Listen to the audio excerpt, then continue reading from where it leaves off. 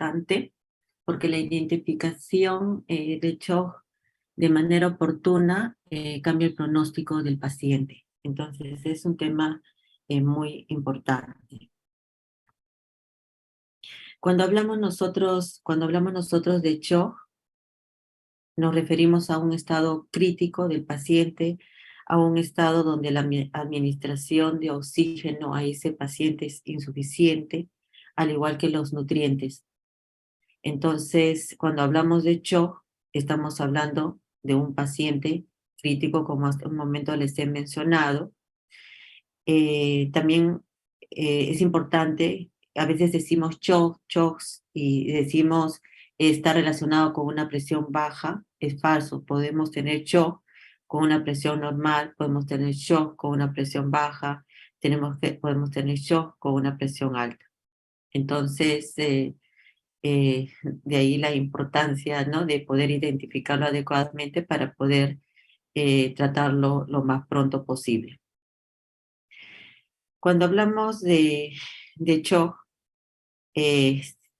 primero tenemos que aprender a identificar, ¿no? Y nosotros tenemos una herramienta muy importante que ya la hemos mencionado en la clase anterior y con los alumnos que se encuentran en la práctica, ¿no? Es el triángulo de evaluación pediátrica. Un triángulo de evaluación pediátrica que nos permite evaluar la apariencia del paciente, cómo va la circulación cutánea y la respiración. En la apariencia es la parte neurológica del paciente, lo que evaluamos mediante el tono del paciente, es decir, vemos si el paciente se mueve o no, la interacción con el medio ambiente, a ver si ese paciente se encuentra alerta o es indiferente, ¿no? Es aquel paciente con respecto a la consolabilidad, que es un aspecto muy importante.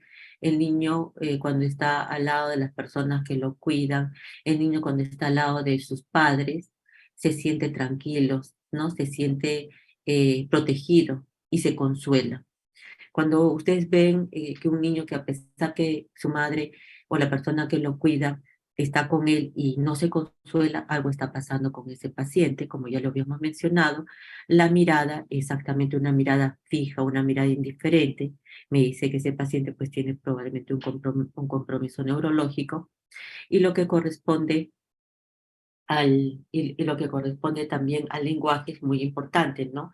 Hay niños que lloran y lloran y lloran de un llanto completamente irritable, ¿no? Que nos dice que algo está pasando, de repente tiene un dolor intenso a nivel de la cabeza, y el llanto es pues un llanto que realmente desespera, ¿no?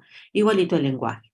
El otro lado del triángulo es la parte de la respiración, que ya habíamos mencionado también en la clase anterior. Lo que vamos a evaluar es cómo está la ventilación del paciente. Si la ventilación del paciente por algún motivo está obstruida, entonces se va a manifestar con la presencia de retracciones intercostales a diferentes niveles, que me va a hablar además de gravedad, ¿no? Si es en el tercio inferior, leve; si es en el tercio medio, moderado; y si es en la parte superior del tórax, pues va a ser severo cuando yo encuentre algún tipo de retracciones. Y la ventilación, porque si la ventilación está alterada, está obstruida, yo voy a encontrar diferentes ruidos respiratorios que me van a decir que la vía aérea probablemente está obstruida, ya sea gorgoteo, ya sea estridor, ya sea la presencia de sibilantes, roncantes, etcétera, que ya lo hemos mencionado. Y la parte circulatoria, que también es algo que nosotros podemos observar, ¿no? Podemos observar tranquilamente una piel pálida, una piel completamente moteada, marmoleada, ¿no? O la presencia de cianosis, ¿no? Y la combinación de de todos estos tres lados del triángulo me va a dar pues diferentes diagnósticos fisiológicos que yo debo de identificar para darle una atención más oportuna al paciente pediátrico. Y esta identificación, estos síndromes, si los tres lados del triángulo están normales, pues este paciente está estable. Pero si el paciente solamente tiene el lado respiratorio alterado, hablamos de una dificultad respiratoria. Pero si además del lado respiratorio el paciente tiene alterada la apariencia, ¿no? Entonces este paciente va a estar en una falla respiratoria. Cuando yo encuentro el lado circulatorio alterado, yo estoy hablando de lo que corresponde a shock, ¿no? Entonces, si yo encuentro el lado circulatorio alterado, digo, este paciente está en shock. Y solamente si está el lado circulatorio alterado, es un shock compensado. Pero si este pacientito, aparte del lado circulatorio que está alterada la apariencia, entonces este paciente está con shock descompensado, ¿no? Si el paciente solo tiene el lado neurológico alterado, es decir, lo que corresponde a la apariencia, ese paciente tiene una disfunción del sistema nervioso central, como es el caso, por ejemplo, del paciente con TEA.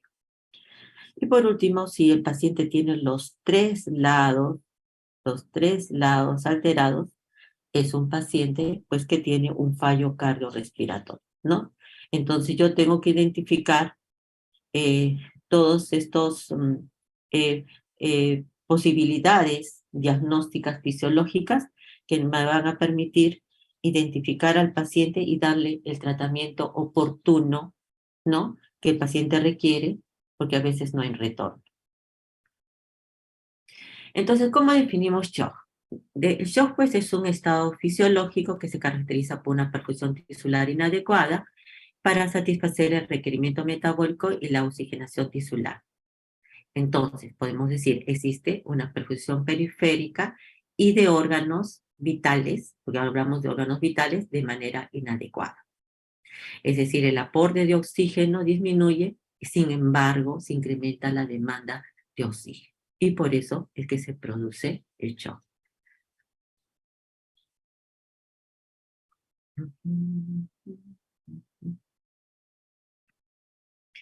En cuanto a la fisiopatología, tenemos el sistema cardiorrespiratorio, ¿no? Este sistema cardiorrespiratorio es bastante importante porque nos permite que llegue el oxígeno de manera adecuada a los diferentes tejidos y órganos, ¿no? Y también nos permite, ¿cómo se llama?, eliminar el CO2. Pero a veces esto no funciona por una serie de circunstancias y se va a desarrollar en ese paciente alteraciones fisiopatológicas, ¿no? Que si no se corrigen de manera pronta, tanto los tejidos como los órganos pueden, ¿cómo se llama?, dejar de funcionar, ¿no? O quedar con algún tipo de secuela, ¿no? Entonces, vamos a recordar, ¿no? De que tenemos el gasto cardíaco. El gasto cardíaco, para que actúe de manera adecuada, pues tiene que tener el corazón una precarga, la contractibilidad tiene que estar adecuada y la poscarga también tiene que estar adecuada. Recordar que el gasto cardíaco, ¿no?, es el producto del volumen sistólico por la frecuencia cardíaca. Si tenemos un gasto cardíaco adecuado, entonces va a haber una cantidad de oxígeno adecuada y esta cantidad de oxígeno adecuada va a ser administrada a los diferentes órganos, ¿no? Y tejidos, ¿no? Y todo va a fluir como corresponde. Cuando eso no ocurre, entonces ocurre, ¿cómo se llaman?, las fallas, ¿no? En las que van a intervenir muchas veces mecanismos compensatorios. Cuando se identifica que algo mal está pasando, entonces automáticamente el cuerpo responde y responde mediante estos mecanismos compensatorios que son incrementar, por ejemplo, la frecuencia cardíaca, aumentar, ¿cómo se llama?, la resistencia vascular mediante vasoconstricción, aumentar la contractibilidad cardíaca, aumentar el tono del músculo liso. Entonces, es muy importante, ¿no?, que haya una buena cantidad de oxígeno, es muy importante el flujo sanguíneo que va a permitir que el oxígeno se distribuya adecuadamente. Es importante también que haya una cantidad de oxígeno adecuada para que llegue a los diferentes órganos. ¿Cómo identificamos el shock? A veces nosotros decimos, tratamos de identificar el shock cuando ya de repente no hay retorno, ¿no? Y eso es lo que no debe de ocurrir. Nosotros tenemos que identificar a ese paciente para que una vez que lo identificamos y lo tratamos, ese paciente quede bien y no quede con ningún tipo de secuela. O cuando ya lo identificamos, ya no, de repente ya no hay retorno, como hace un momento lo mencioné. Entonces, en ese caso, nosotros tenemos, por ejemplo, que al inicio esta identificación la tenemos que hacer por la gravedad del paciente, ¿no? Cuando se establece, ¿cómo se llama? Un shock, lo primero que hace el organismo es tratar de mejorar ese shock, pero lo hace ¿de qué manera? Lo hace utilizando la vasoconstricción de los vasos, ¿no? Para poder mejorar la presión arterial, ¿no? Pero esa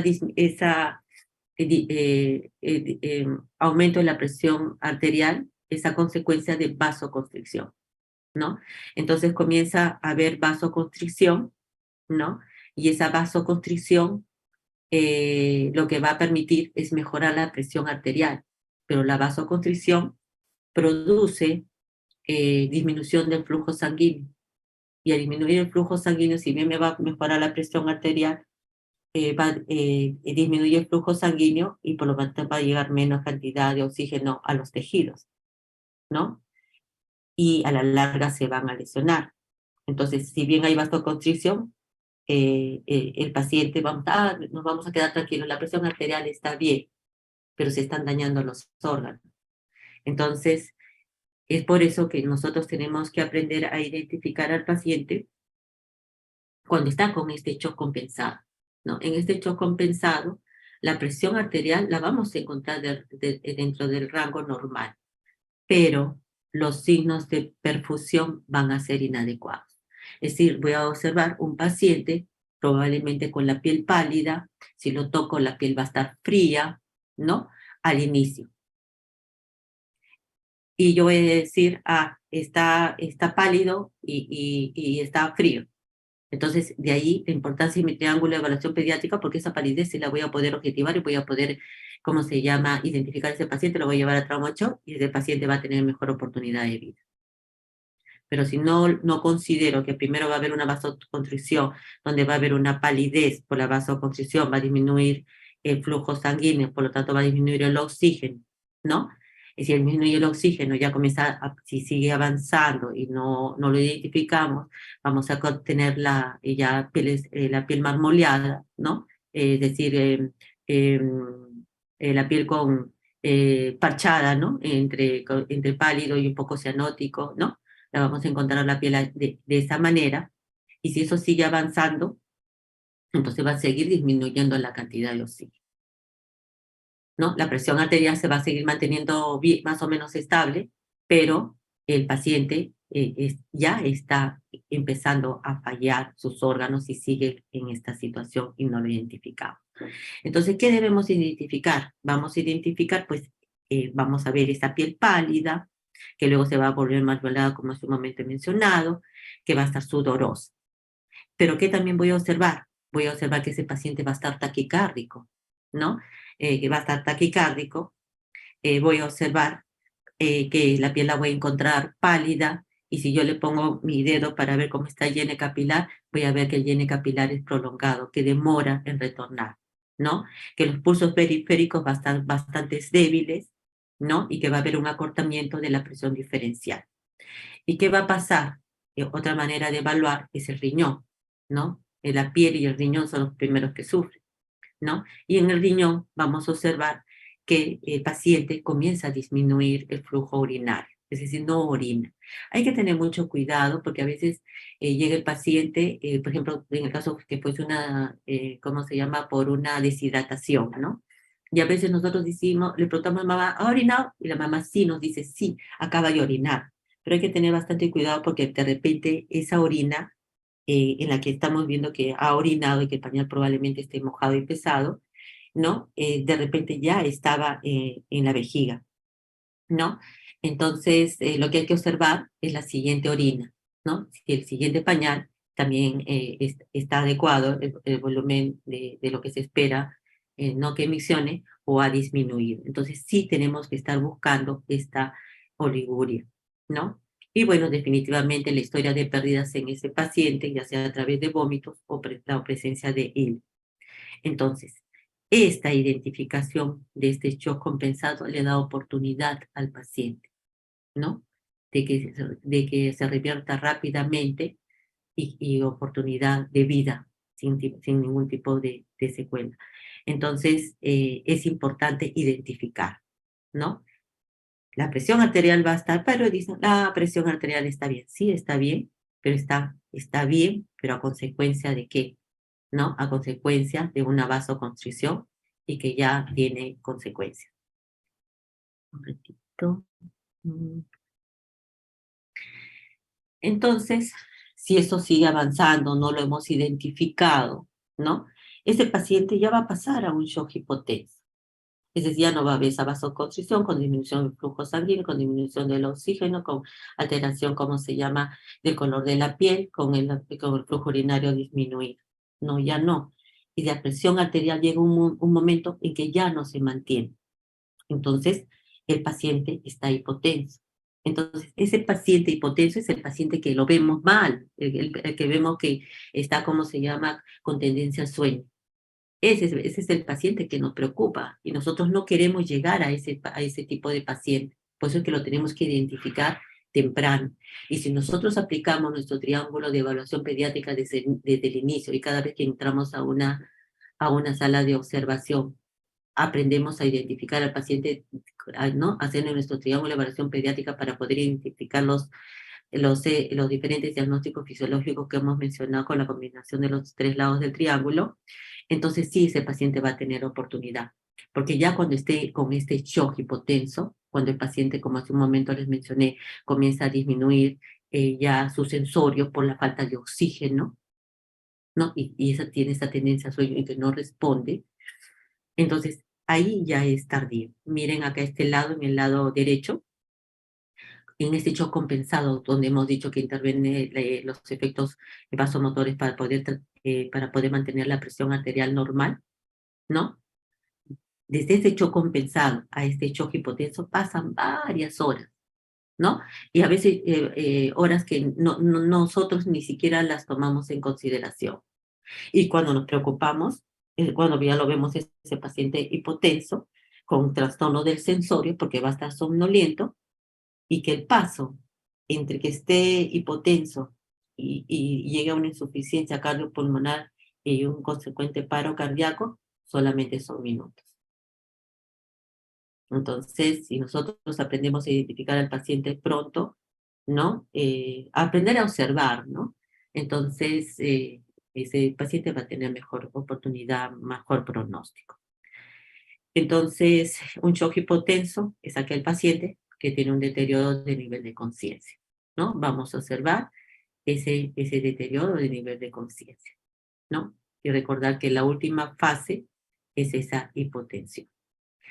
Hay una manera fácil de recordar la presión sistólica en el paciente pediátrico, multiplicando la edad por 2 y se le suma 70 mililitros de mercurio.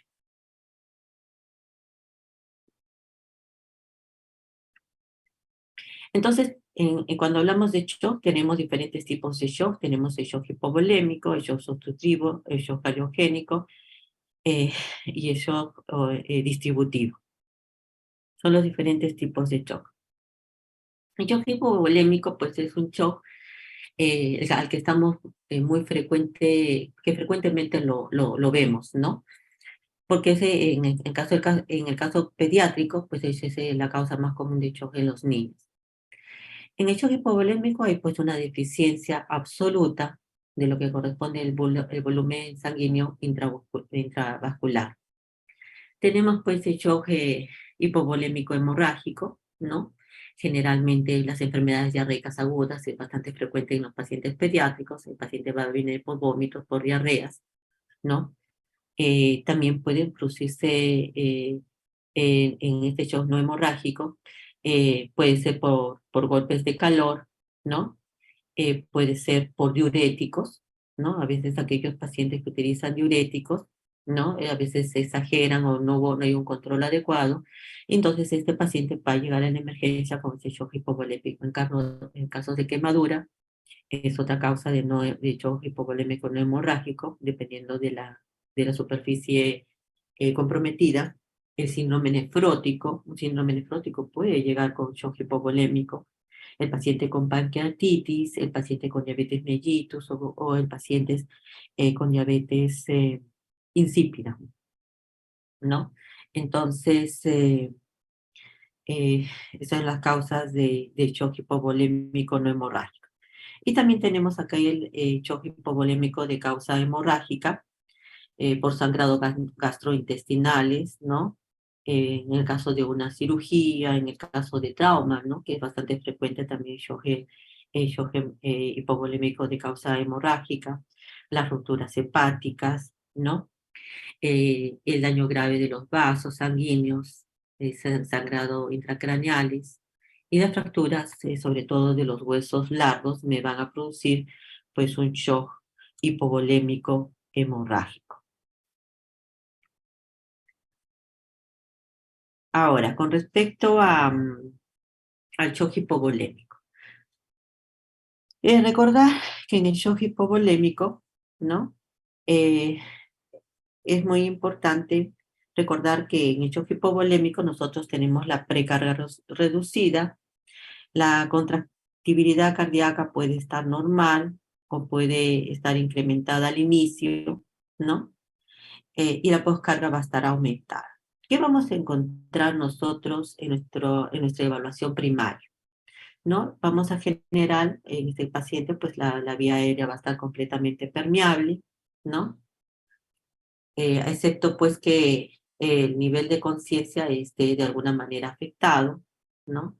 Es un paciente que nosotros vamos a observar en el shock hipovolémico, que va a tener una taquismia, pero nosotros no vamos a encontrar en ese paciente una hipernea, lo que se decir que sería el aumento del esfuerzo respiratorio. Solamente vamos a encontrar taquismia, que la taquismia es el aumento de la frecuencia respiratoria.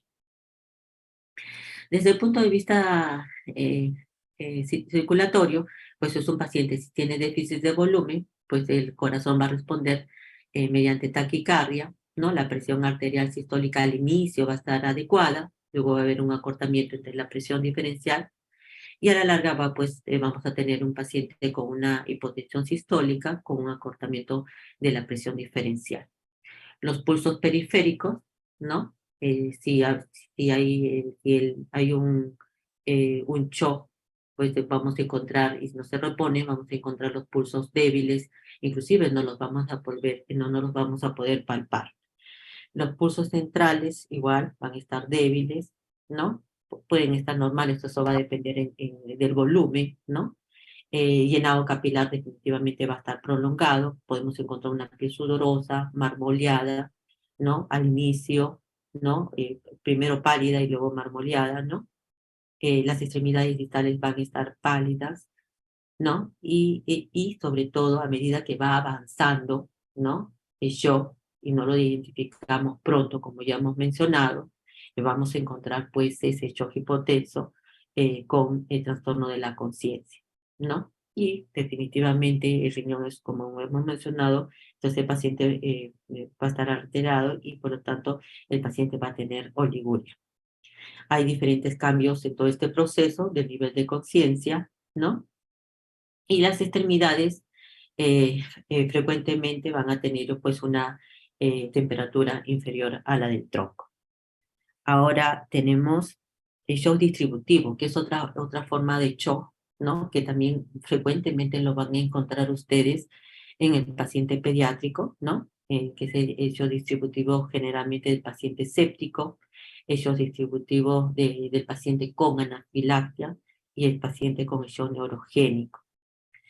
Entonces, siempre se van a encontrar con estos tipos diferentes de shock distributivo, donde va a haber una distribución incorrecta de volumen sanguíneo con una perfusión inadecuada en los órganos y en los tejidos.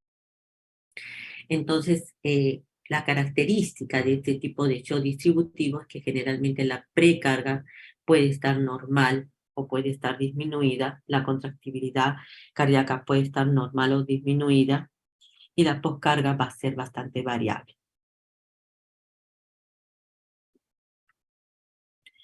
En el shock séptico, siempre en el paciente pediátrico, en el paciente con leucemia, que tenemos muchos casos en la emergencia, ¿no? El paciente tiene tiene propensión a que pueda desarrollar un shock séptico, sobre todo cuando no lo identificamos tempranamente.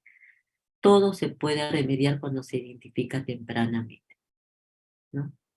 Entonces, en el caso de shock séptico específicamente, la precarga va a estar reducida, la contractibilidad cardíaca va a estar normal o reducida y la poscarga también va a estar variable, ¿no?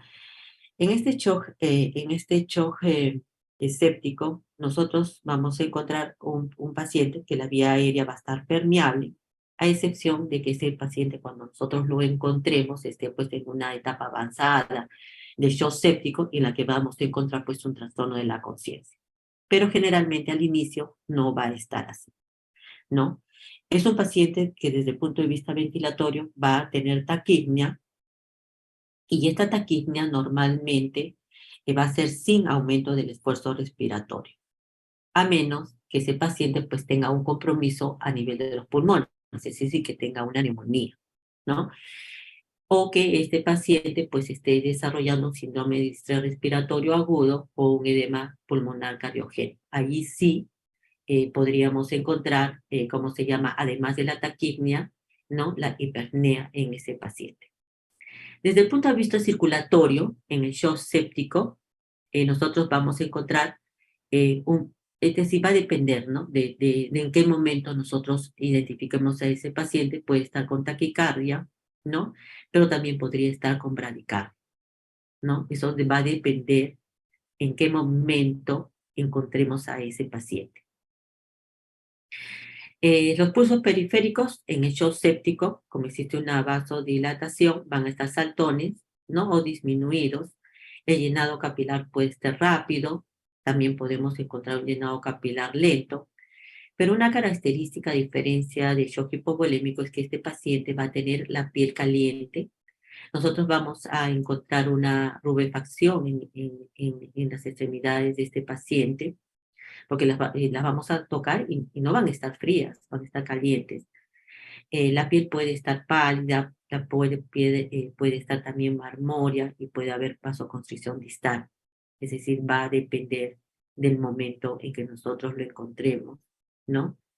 Es un paciente que va a estar hipotenso, ¿no? Con un aumento de la presión diferencial, pero con una cualidad que las extremidades no van a estar frías, sino van a estar calientes. Es un paciente donde puede haber una gran hipotensión con acortamiento diferencial.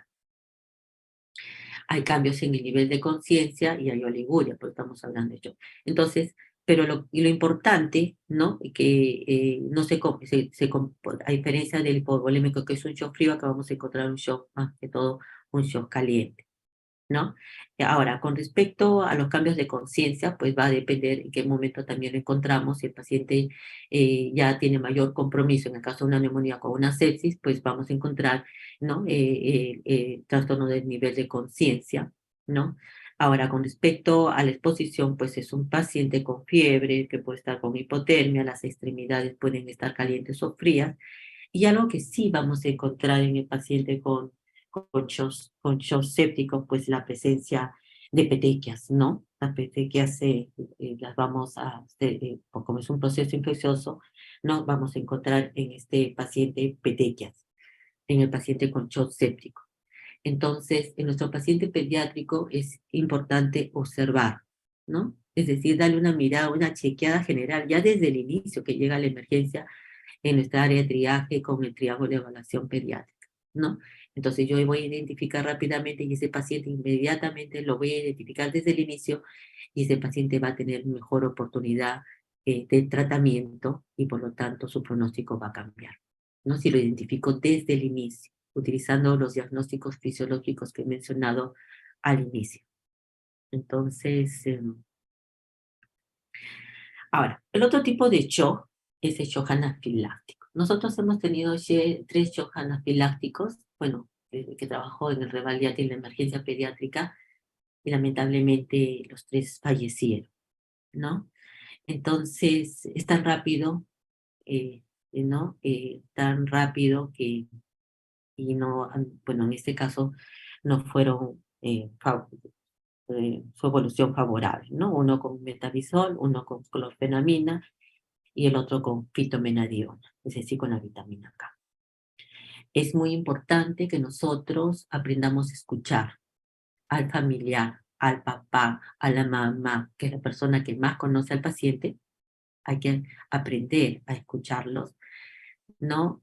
Porque de repente ese pequeño dato que dijo la mamá, cuando le colocaron la fitomenadiona, mi hijo se puso pálido. Cuando le volvieron a colocar la fitomenadiona, el paciente tuvo un shock anafiláctico y no salió. Entonces, aprender a escuchar. La mejor persona que lo conoce al niño es la persona que lo cuida, ¿no? Que está siempre con él. Entonces, en este shock anafiláctico también es un paciente eh, que se caracteriza porque la precarga está reducida, ¿no? Hay una contractibilidad cardíaca variable y la poscarga, el ventrículo izquierdo va a estar reducido, el ventrículo derecho va a estar aumentado.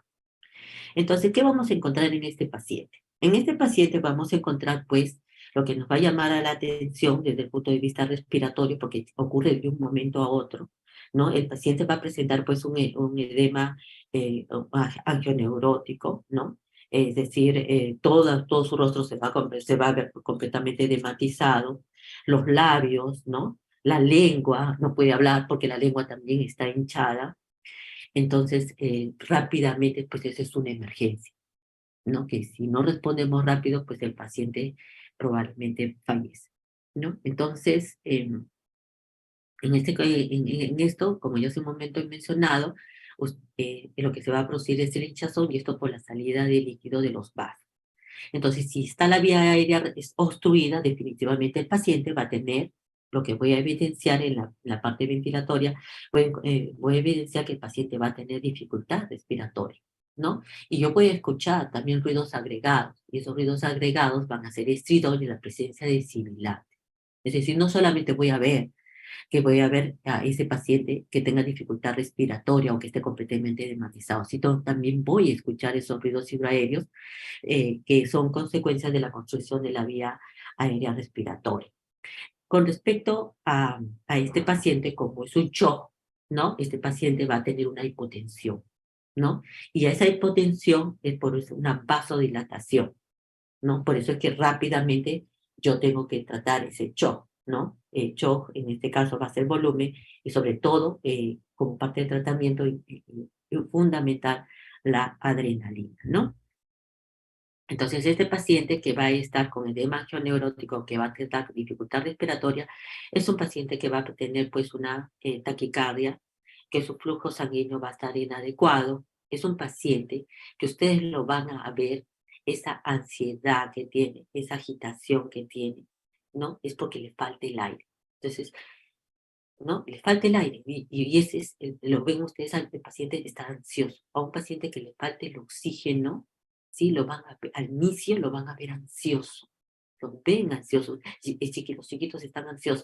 Ya cuando ese déficit de oxígeno ya disminuye, es cuando recién los vamos a ver somnolientos. Pero al inicio es esa angustia, ¿no? De falta de oxígeno. Y la característica del shock anafiláctico, porque nosotros vamos a ver en la piel la presencia de la urticaria, ¿no? Por la liberación de la histamina. También podemos presentar, pueden estos pacientes presentar náuseas, vómitos, etcétera, ¿no?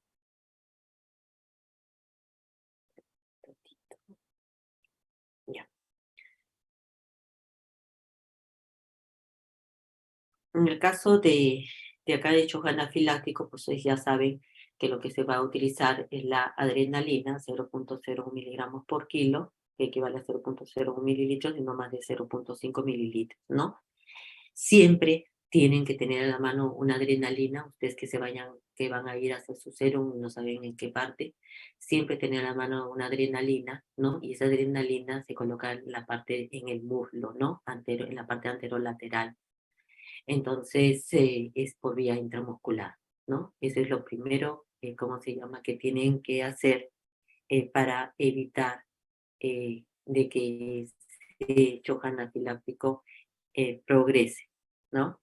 Aparte de lo que corresponde, pues definitivamente al corticoide, ¿no? Y al antihistamínico. Y el volumen, ¿no? Porque la presión arterial probablemente va a caer. Ya. Ahora, con respecto al shock neurogénico, acá la precarga va a estar reducida, la contractibilidad cardíaca va a estar normal y la poscarga va a estar reducida. Hay una hipotensión, pues con aumento de la presión diferencial, la frecuencia cardíaca va a estar normal o bradicardia, y pues definitivamente hay una evidencia de la lesión en la columna cervical, ¿no? Entonces, esos son los diferentes shock, ¿no? Que generalmente se presenta. Ahora también tenemos el shock cardiogénico, ¿no? Este shock cardiogénico está asociado pues a una disfunción miocárdica. Tenemos la cardiopatía congénita, la miocarditis, la miocardiopatía, las arritmias, las intoxicaciones por fármacos, la lesión miocárdica. ¿Qué vamos a encontrar en este tipo de shock? Vamos a encontrar en este tipo de shock, vamos a encontrar a un paciente que la vía aérea por lo generalmente va a estar permeable, es un paciente que va a estar taquipneico, que vamos a encontrar un aumento del esfuerzo respiratorio con las diferentes retracciones intercostales desde la ateo nasal, ¿no? La presencia de quejidos, ¿no? Y por resultado del edema pulmonar.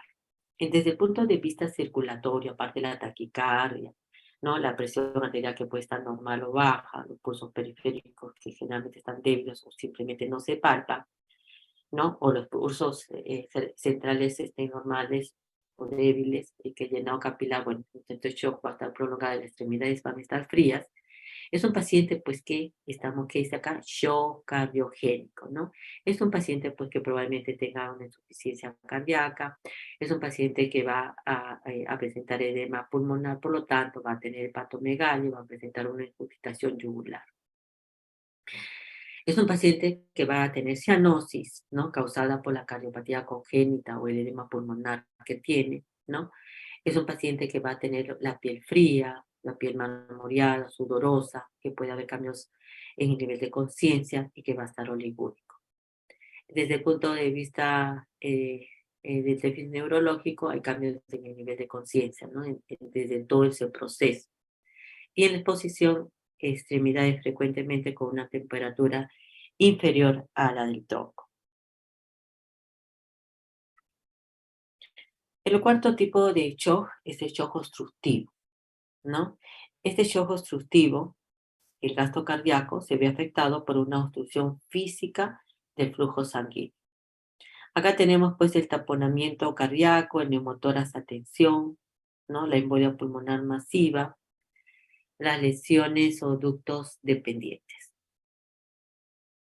También tiene ciertas características, ¿no? Que tienen que ser, que nosotros tenemos que aprender a identificarlas, ¿no? Desde el punto de vista en la evaluación primaria, ¿no? Con respecto a la apertura de la vía aérea, este es un paciente que nosotros vamos a observar una desviación de la tráquea hacia el lado contralateral, el lado opuesto al lado donde está el neumotórax. Se supone que el neumotórax empuja, ¿no?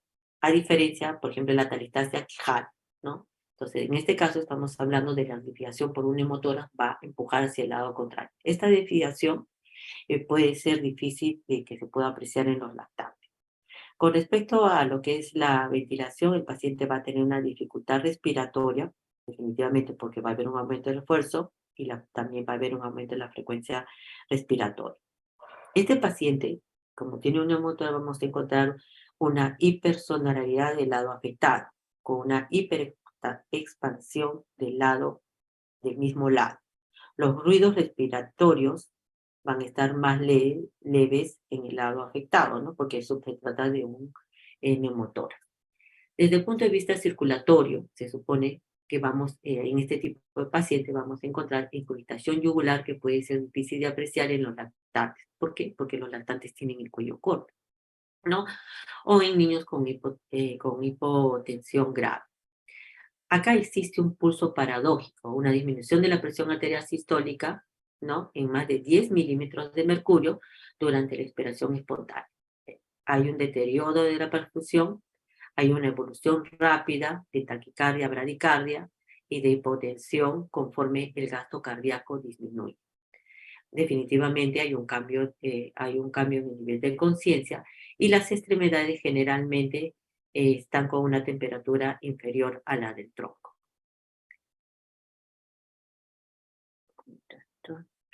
Ya. Bueno, el shock va a depender, en primer lugar, que ya sabemos que en el shock hay bastante demanda, es un paciente con bastante hipoperfusión, entonces lo primero que nosotros tenemos que suministrar es oxígeno, ¿no? Primero, identificarlo, ¿no? Es decir, identificarlo tempranamente, lo que eso es lo más importante antes de su manejo, identificarlo tempranamente, ¿no? Mejorar la administración de oxígeno, mejorar el equilibrio entre la perfusión tisular y el requerimiento metabólico. Se debe revertir los efectos de las anomalías de la perfusión tempranamente, no cuando ya no haya retorno. Restaurar la función de todos los órganos y evitar la progresión al paro cardíaco. Entonces, el manejo de shock, creo que lo más importante de esta clase es que debemos identificar temprano y no llegar a que el shock se establezca, porque probablemente la evolución de ese paciente de repente no es favorable. Entonces, el manejo general, posicionamiento adecuado, vía aérea y ventilación y soporte de vía aérea, un acceso vascular, ¿no?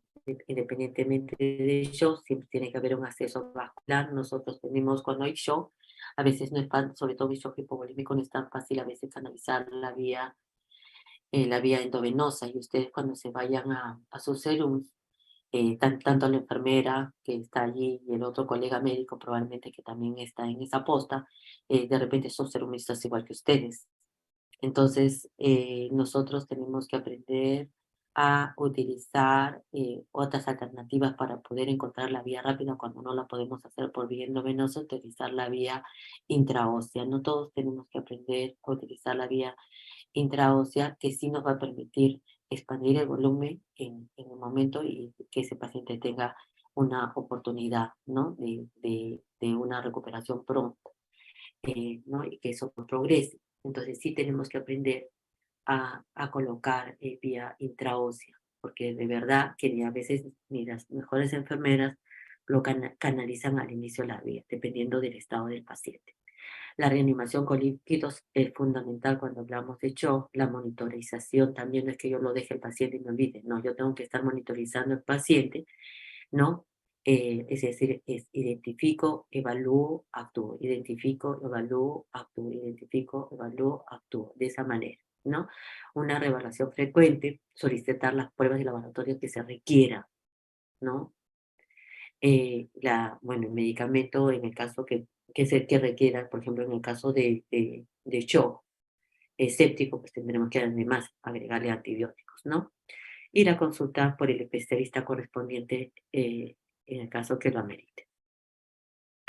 Los aspectos básicos del shock es posicionar al niño, ¿no? Si está estable, dejarlo con el cuidador en posición cómoda. Si está inestable, ¿no? Si está hipotenso, ¿no? Colocarlo en una posición de Trendelenburg, a menos que la respiración se vea afectada. Oxígeno, ¿no? Administrar oxígeno, alta concentración con mascarilla de no reinhalación. Considera la transfusión de sangre si hay pérdida, ¿no? Consideración, la utilización de dispositivos que me permitan mejorar la ventilación y oxigenación del paciente, como puede ser con CPAP, con una presión positiva, con ventilación mecánica, etcétera.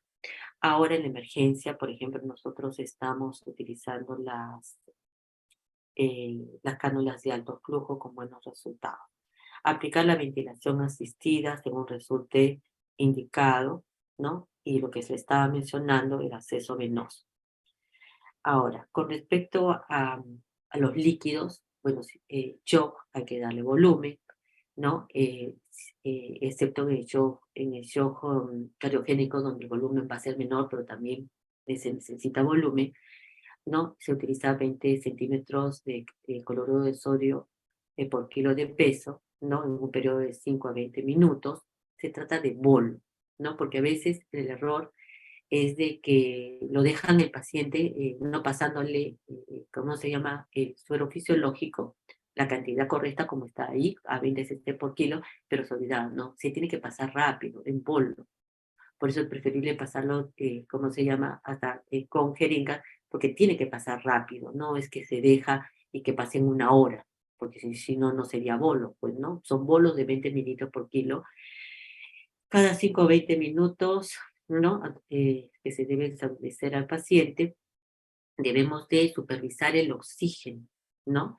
La frecuencia acá, monitorizar al paciente es muy importante, ¿no? Doctora, pero yo no voy a tener, sí se puede monitorizar. Ahora ya felizmente tenemos varios accesorios, ¿no? Que nos permiten monitorizar este paciente. Y por último, pues a uno, a la enfermera o al técnico le hacen controlar la frecuencia cardíaca, la presión arterial, pero tienen que estar evaluando permanentemente. Entonces, este paciente crítico se tiene que estar monitorizando frecuentemente, ¿no? Como hace un momento hay que identificar, actuar, reevaluar, ¿no?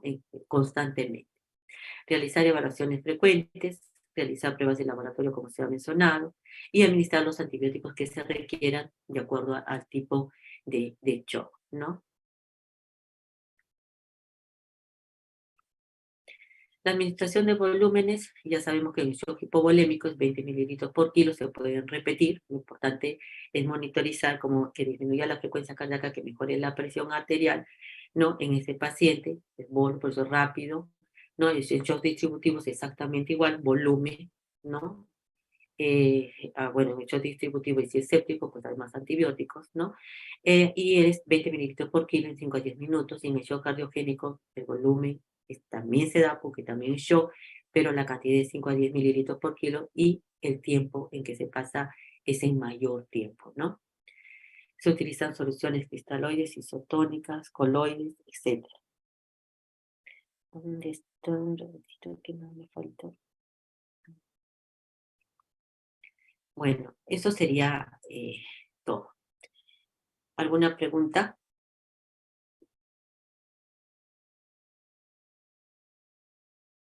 Hola, ¿me están escuchando? Hola, Sí, doctora, todo claro. Sí, Sí, doctora, todo doctora, se le claro, doctora. escucha. ya, un ratito, ya. Bueno, lo que les quería mencionar es lo siguiente. Hay cursos, ¿no? Hay cursos que nos permiten eh, eh, a- mejorar todos estos procesos de atención rápida del paciente que sí nos van a servir en el manejo del mismo, ¿no? Ustedes sería bueno que vayan a los cursos de RCP básico. Creo que los están haciendo también como parte de actividades extracurriculares, ¿no? Pero los cursos de RC básico, ¿no? De RCP avanzado, el APLS, que es de la parte de emergencia, el ATLS, que lo corresponde a trauma. Todos esos cursos sí es bueno que ustedes los lleven, porque la manera de enfocar su paciente va a ser completamente diferente. Y cuando tengan la oportunidad de ir, de verdad, vayan, ¿no? Deben de ir. Y hay otra cosa que sí es importante también que vean esa opción, es la utilización de la ecografía, ¿no? Ahorita la ecografía se está utilizando bastante, ¿no? Bastante, por ejemplo, en la emergencia, se utiliza para colocar el catéter venoso central, se utiliza para identificar las neumonías, ¿no? Es decir, hay varias, y eso es parte ya de una herramienta. Les voy a contar cuando mi esposo estaba mal, nosotros viajamos a Costa Rica, y el médico que lo vio en la emergencia, el internista, ¿no? Que lo vio en la emergencia, lo evaluó y sacó de su maletín, ¿no? Su iPad y su transductor y le evaluó a mi esposo para ver si tenía una neumonía, ¿no? Entonces, eso lo estoy mencionando hace un año, ¿no? Hace más de un año, ¿no? Y lo utilizan como parte de herramienta. Y ustedes son jóvenes de otra generación, donde hay otras herramientas que ya se tienen que acostumbrar a ustedes a utilizarla para mejorar, ¿cómo se llama? Su diagnóstico y sobre todo quien se beneficie sea el paciente. Bueno, si no hay ninguna pregunta, los dejo. Gracias, doctora. Buenas tardes. Gracias, Buenas doctora. Gracias, doctora. Chao, cuídate. Chao. Gracias, doctora. Buenas tardes. Buenas tardes, chao.